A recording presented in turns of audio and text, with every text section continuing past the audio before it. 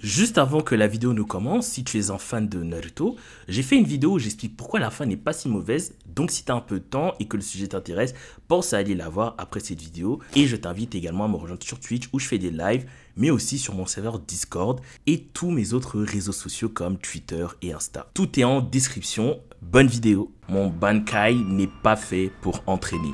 Ces paroles prononcées par Kisuke Urahara ont à l'époque bouleversé les fans de Bleach. Un Bankai qui ne peut pas entraîner, qu'est-ce que ça peut bien être? Voici les questions qui fusaient dans nos esprits du chapitre 224 au chapitre 665. Cependant, dans un souci de rush de la fin de son manga de la part de Tite Kubo que l'on connaît tous, certaines choses n'ont pas eu l'attention qu'elles méritaient et parmi ces choses, il y a selon moi le Bankai de Kisuke Urahara. Dans cette vidéo, on parlera donc de la puissance globale de Kisuke Urahara, dont le Bankai, mais on parlera aussi en même temps de la philosophie de cet homme et de l'écriture du personnage qui est, ma foi, fort intéressante. Sur ce, Ohayo Mina Seiro, et aujourd'hui on va parler de la puissance du Bankai, mais également des sentiments et des émotions qui animent l'ex-capitaine de la 12e division, Kisuke Urahara.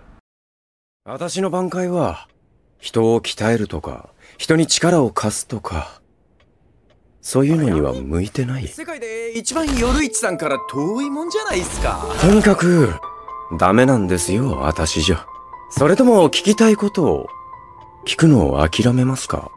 Kisuke est un personnage assez vite introduit dans l'univers de Bleach. D'abord commerçant, dès les premières fois on sentait qu'il était différent. Que ce soit son aura, ses paroles, ses connaissances, ou même les artefacts qu'il vendait et qu'il possédait. Cependant, c'est avec l'entraînement de Ichigo qu'on vit pour la première fois ses capacités. Son Zanpakuto porte le nom de Benihime, ce qui signifie littéralement la princesse écarlate. Et là, j'aimerais déjà m'arrêter sur un point. La commande du Shikai de Urahara, c'est Okiro Benihime, à traduire par lève-toi Benihime, ou plutôt de façon plus littérale, lève-toi, princesse écarlate. Alors, le terme écarlate est bien sûr une référence aux attaques de Urahara, que l'on verra plus tard, mais personnellement, j'essaye de voir un petit peu plus loin que ça. Quand Urahara dit lève-toi Benihime, c'est un peu comme s'il se préparait à faire couler inexorablement le sang de son adversaire et donc d'en imprégner sa lame. C'est d'ailleurs quelque chose qui semble confirmé puisque Urahara qualifiera lui-même son Zanpakuto de pas gentil et il dira également à Ichigo que lorsqu'il attaque son adversaire, il doit le faire avec l'intention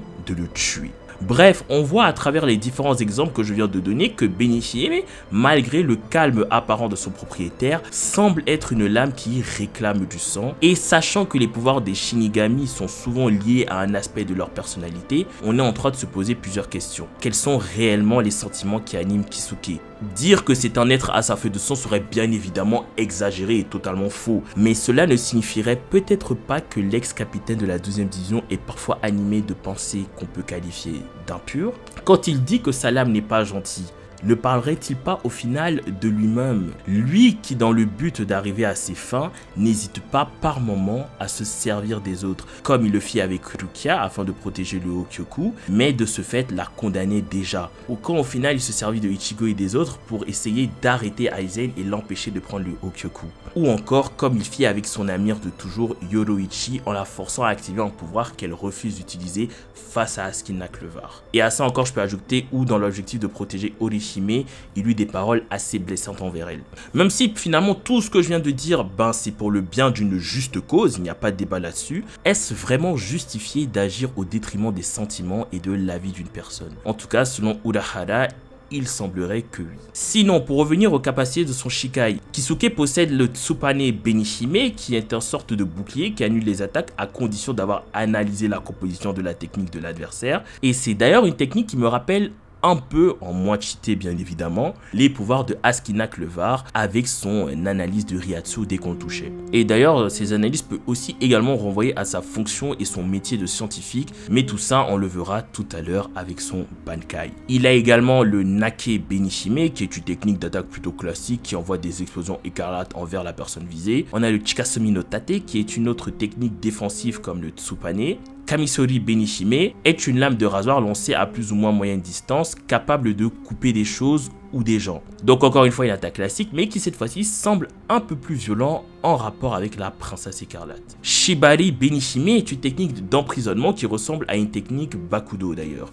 Cette technique marche de pair avec le Jutsu Nagi qui permet de provoquer une explosion du sujet emprisonné au préalable avec Shibari.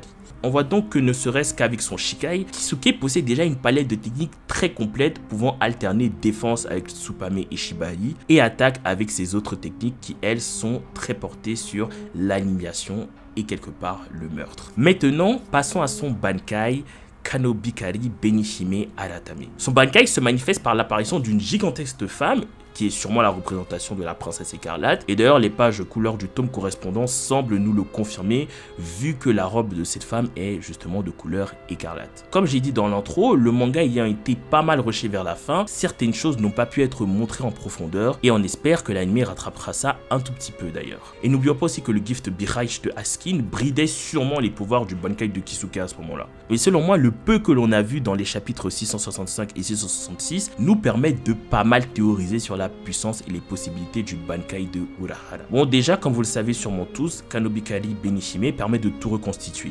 Ainsi, Kisuke, une fois son Bankai activé, est capable de reconstruire et restituer n'importe quoi, dont des parties du corps humain, exactement comme il a fait avec ses yeux par exemple. Mais s'il est capable de reconstituer les choses, l'effet inverse est également possible, c'est-à-dire qu'il peut détruire ou plutôt déconstituer, le terme plus exact en fait pour le tout ce serait restructurer, toute chose à condition que cette chose se trouve dans le périmètre d'action de son Bankai. Périmètre qui semble être très faible, sûrement une distance proche de la longueur des bras de Benihime, puisque Urahara dira que tout ce qu'elle touche, elle peut le restructurer. C'est d'ailleurs grâce à ce point faible que Askina Clevar a pu éviter le Bankai de Kisuke. En revanche, là où les techniques de Orihime permettent de réfuter le passé, selon les dires de Aizen en tout cas, si l'opération aboutit avec Kanobikari Benihime, il semble que l'on garde des séquelles pendant un moment, mais surtout il semble que la restructuration ne durera que le temps de l'activation de son Bankai. Cependant, cette restructuration n'est pas qu'à but réparatrice ou destructrice, mais elle peut être à but amélioratif.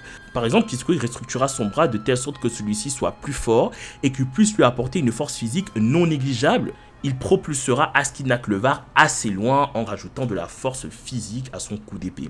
Malheureusement, comme j'ai déjà dit, la gift Biraish du Stern Ritter, limitant grandement les actions de Kisuke, on n'en a pas vu plus dans le manga. Mais perso, moi j'ai quelques suggestions et théories à balancer. Premièrement, on a bien vu que Kisuke semblait pouvoir tout restructurer sans exception, même les bâtiments. Mais du coup, qu'en est-il de la manifestation des pouvoirs des Ryatsu, par exemple comme les Bankai? Personnellement, je pense que oui, ça marche. Puisque ne l'oublions pas, Askina Clevar avait déjà été en contact avec Kisuke et donc avec son Ryatsu. Tant Urahara a pu le toucher. Est-ce que cela pourrait vouloir dire que Kanobikari Benihime a restructuré non seulement la force contenue dans le bras de Kisuke, mais aussi une partie de son Ryatsu? Et du coup, ça signifierait que certaines techniques ou Bankai comme Konjiki Ashizo Gijizo ou Kokujo Tengen Myo, voire même Kokujo Tengen Myo dans sa version Dangeijo, ne peuvent vraiment rien faire face à Kisuke.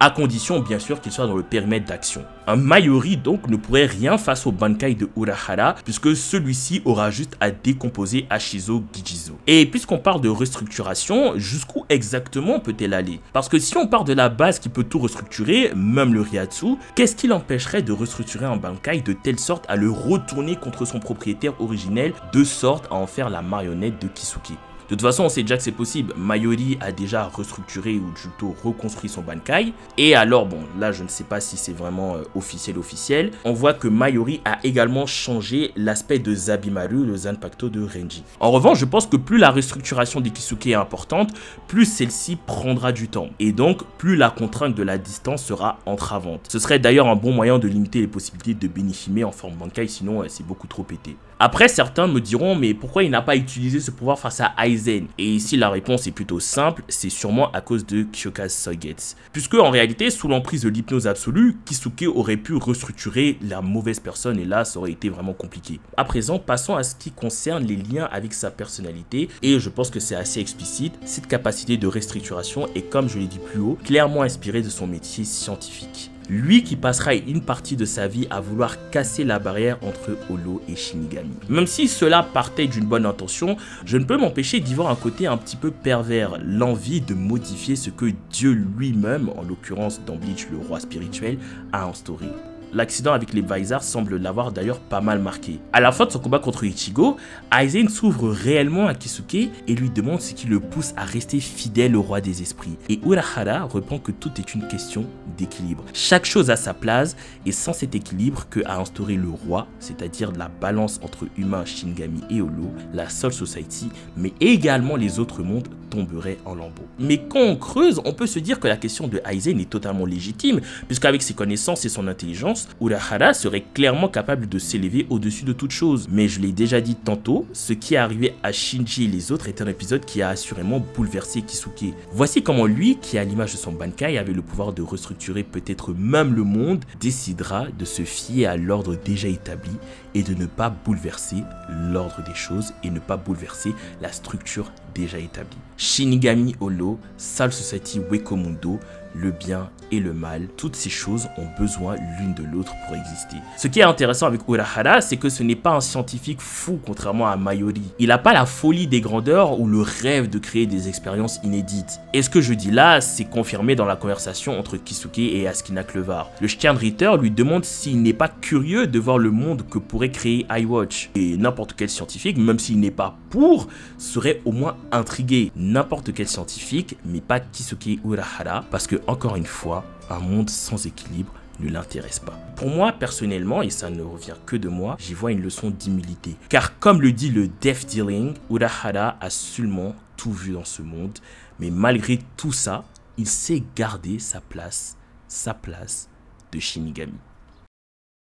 Donc voilà, la vidéo est terminée. J'espère que celle-ci vous aura plu. C'est la première fois que je fais une vidéo sur Bleach. Et je suis d'ailleurs en pleine relecture de Bleach en ce moment. Donc il se peut que je n'ai pas assez de détails. Vous avez vu, la vidéo est un peu moins longue que d'habitude. Donc voilà, si jamais il y a des trucs que j'ai oublié de dire, merci de me le dire en commentaire. Et merci d'être sympa avec moi sur ce coup-là. En tout cas, si vous êtes intéressé pour que je parle d'autres Bankai ou d'autres personnages, vous pouvez me dire, j'ai prévu plein de choses. J'ai prévu Ulquiorra, j'ai prévu Aizen. Pas par rapport à son Bankai, mais par rapport à sa philosophie et qu'est-ce que le personnage peut raconter. D'ailleurs, je trouve que Aizen, on n'a pas eu beaucoup de détails. Je pense qu'on aurait dû en avoir plus dans le dernier arc, mais bon, wesh. J'ai aussi prévu Unohana et Kenpachi pour d'autres Bankai et pourquoi pas Toshiro. En tout cas, si vous avez d'autres propositions à me faire, je suis preneur. J'adore Bleach, c'est vrai que j'en parle très peu, mais j'adore Bleach. C'est un manga qui m'a beaucoup marqué également. Donc, en parler, c'est vraiment un pur bonheur. Sur ce, n'oublie pas de liker si jamais ça t'a plu, t'abonner, partager, c'est comme j'ai dit, c'est sûr que c'est moins important que quand je fais du Sensei ou du Naruto, donc les partages sont 3000 fois plus importants. Portez-vous bien, prenez soin de vous, c'était Hiro.